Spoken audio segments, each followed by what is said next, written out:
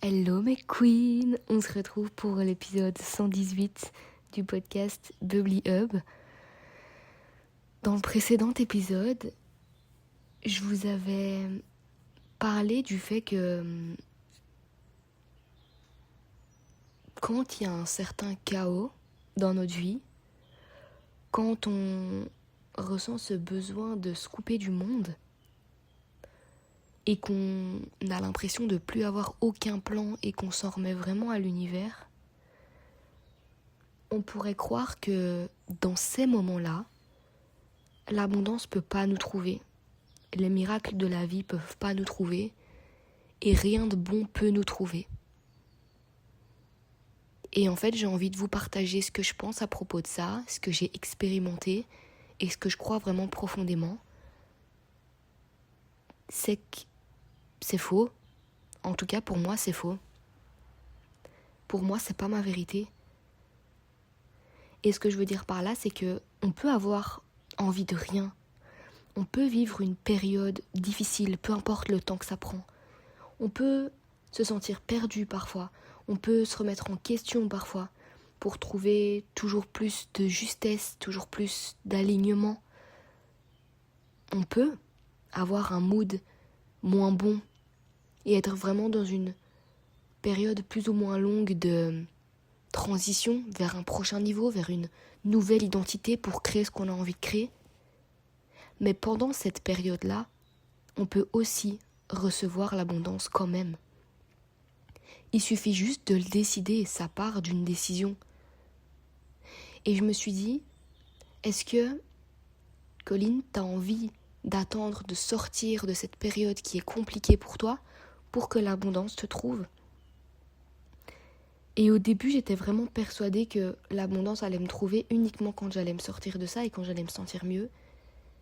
Et j'étais pas d'accord avec cette croyance-là, en fait. C'est pas du tout ce que j'avais envie d'expérimenter. Et donc, jour après jour, j'ai continué à me dire l'abondance peut te trouver même quand t'es pas au top de ta forme.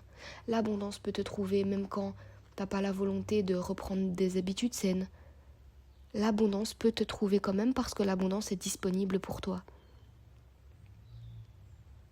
L'abondance est toujours disponible pour nous. C'est comme si, de façon invisible, il y avait vraiment des billets et des petits bonhommes et des opportunités et des cadeaux qui gravitaient autour de nous. Imaginez vraiment les petits émoticônes de l'argent, des petits bonhommes, des cadeaux, de la magie.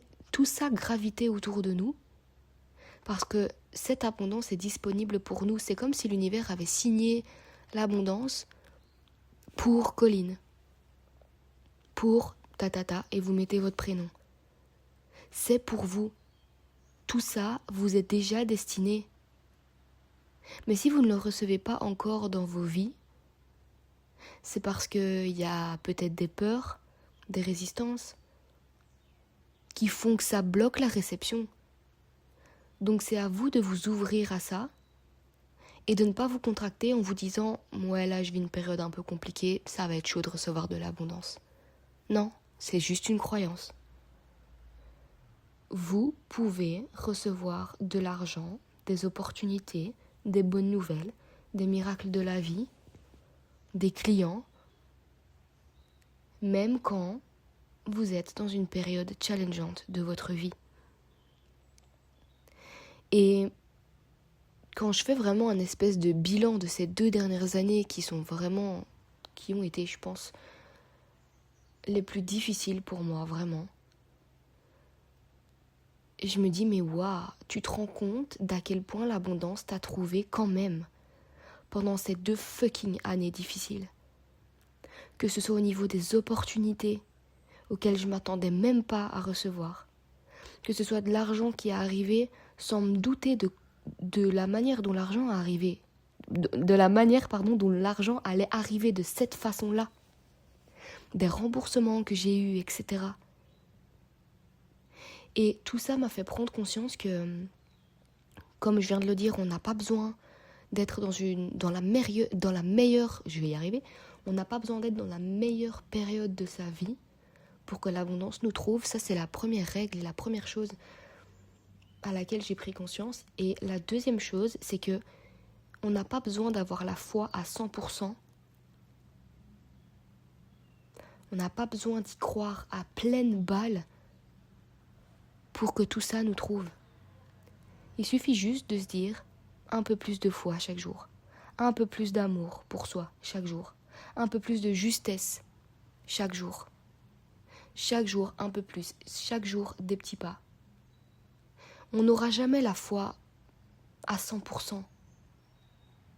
On n'aura jamais confiance en la vie à 100% parce que on fonctionne avec un cerveau, parce qu'on est humaine et qu'il y aura toujours des moments où on va douter, il y aura toujours des moments où les peurs vont refaire surface. C'est pas parce qu'on travaille sur une croyance ou sur une résistance ou sur une contraction que ça y est, hop, ça dégage, ça c'est validé, elle ne reviendra plus. Non. La vie, c'est cyclique, c'est un voyage et on va vivre des expériences qui vont faire que les peurs vont revenir, les résistances vont revenir. Et c'est typiquement ce que je vis depuis 2 ans. Et peut-être que c'est votre cas aussi. Mais si on décide que l'abondance peut nous trouver même dans cette période-là, et si on décide qu'il n'y a pas besoin d'y croire à 100% et qu'on a le droit de douter parfois, mais que l'abondance peut nous trouver quand même, alors c'est très bien et c'est parfait et c'est ce qu'on veut.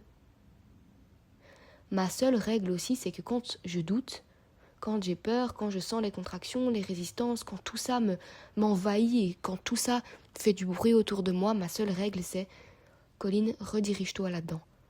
Ne reste pas dans cette merde, dans ces pensées merdiques qui ne t'amèneront nulle part. Donc tu peux les ressentir, tu peux les reconnaître, mais transforme ça en fait. Transforme ça en un scénario que tu veux attirer et que tu veux voir se produire dans ta vie. »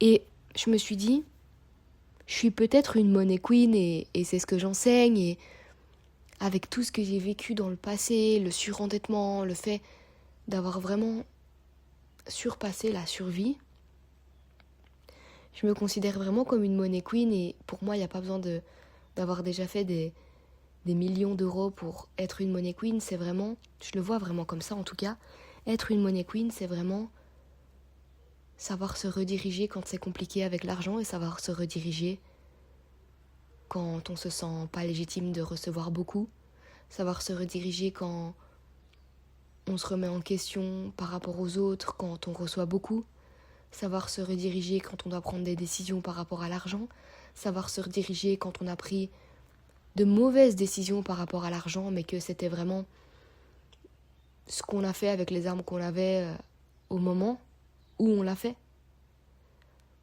Être une money queen, c'est aussi avoir des bas, c'est aussi faire des mini-réajustements, c'est se couper du bruit pour se recentrer et se centrer sur son énergie, pour maintenir tout ça, pour maintenir la fréquence, pour maintenir l'abondance et pour être capable de l'attirer même quand c'est le chaos. Et c'est là où je me dis, je suis une putain de money queen parce que tout ce que j'ai attiré, tout ce que j'ai guéri, tout ce que j'ai traversé, tout ce que j'ai expérimenté, tout ce que j'ai compris, tout ce que j'ai créé en fait ces 2 dernières années, alors que je vivais un putain de chaos, ça c'est de l'art. Et c'est votre rappel aussi que peu importe le domaine dans lequel vous travaillez, que vous soyez coach, peu importe, entrepreneur, salarié dans votre domaine, c'est valable pour tous les domaines. Vous pouvez vivre des bas et être toujours aussi bonne dans votre domaine. Ça, c'est vraiment un bon rappel que je voulais vous faire, les filles, c'est que n'oubliez pas que ce que vous enseignez, vous l'enseignez pour celles qui sont à un niveau différent du vôtre. Et c'est là, en fait, toute la magie de ce qu'on vit et de ce qu'on expérimente et de ce qu'on comprend et de ce qu'on guérit pour ensuite pouvoir transmettre à nos bonnes personnes, pour ensuite pouvoir transmettre à celles qui auront besoin de passer par là plus tard dans leur vie. Et moi, je sais que ce que je vis maintenant, ça sera partagé pour plus tard dans mes enseignements. Le temps que j'intègre, le temps que j'incarne.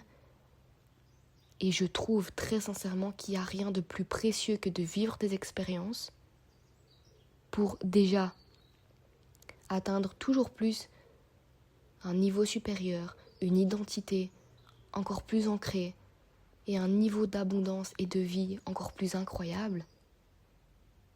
Et en plus de ça, en même temps, pouvoir le partager à des personnes qui vont vivre des expériences, des challenges, des moments de chaos parfois difficiles.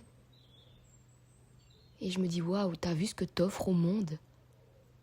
Alors quand je dois passer par tous ces moments, et notamment depuis 2 ans, je garde en tête que je le fais pas que pour moi. Je le fais pour les versions futures, je le fais pour mes clientes, je le fais pour toutes celles qui auront besoin de trouver une espèce de refuge, de la compréhension, des enseignements, des transmissions, au moment où elles en auront besoin pour surpasser ça elles aussi dans leur vie et devenir toujours plus des money queens qui pourront impacter à leur tour. Et je me dis, waouh, c'est juste waouh. Et c'est ça aussi qui m'aide à pas flancher et à me dire, tu crées un truc de ouf, même si t'as l'impression que c'est dans le chaos, mais tu crées un truc de ouf. Voilà ce que j'avais envie de vous partager aujourd'hui les filles. Vous me direz comment ça vous parle. Je vous fais des gros bisous et on se retrouve dans le prochain épisode du podcast Bubbly Hub.